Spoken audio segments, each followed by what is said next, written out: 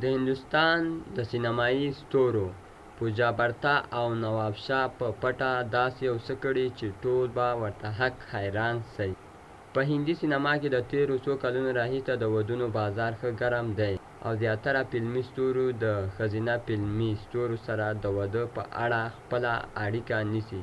په دغه جریان کې ځینې داسې فلمي ستوري هم وو چې په پټه یې ودونه کړي دي. پټ ودونه په دې معنا چې له رسنیو، فلمي مینوالو او خلکو یې پټ د ودونو مراسم ترسره کړي دي. پوجا برتا هم خپل واده پټ تیر کړ او وروسته د خلکو په خبرو سره یې ډیر خلک حیران کړل.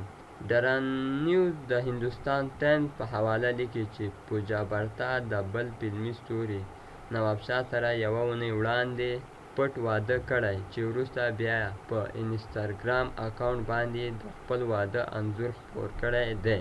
که څه هم په هغه ویډیو کې چې دغې فلمي ستوري خپره کړې ده د نوموړې اداکارې او د خاوند څېره یې نه ښکاري، خو بیا هم مینوال یې د ویډیو په لیدلو سره ورته مبارکیانې ورشروع کړي دي. د ریپورټ له مخې دواړو خپل ودونه د هندو رسم و رواج په اساس کړي او ممکن د واده له راجستر کولو وروسته به د ملګرو لپاره یوه بله میله هم جوړه کړي. د یادولو ده 40 کلنې فلمي لوبغاړې برتا دوهم واده دی.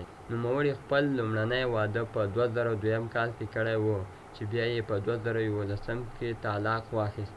د نوموړي واده وروسته د فلمي دغې ستوري پوجا برتا نوم د ډیرو اداکارو سره یاد شو، خو 2 کاله مخکې یې اړیکه د فلمي لوبغاړي نواب شاه سره ښه شوه او څو ځلې یې سره یو بل ته د لومړي واده وروسته د فلمي دغه ستوري پوجا برتا نوم د ډیرو اداکارو سره یاد شو، خو 2 کاله مخکې یې اړیکه د فلمي لوبغاړي نواب شاه سره ښه ښکارېده او څو ځلې سره یو ځای هم لیدل شوي ول.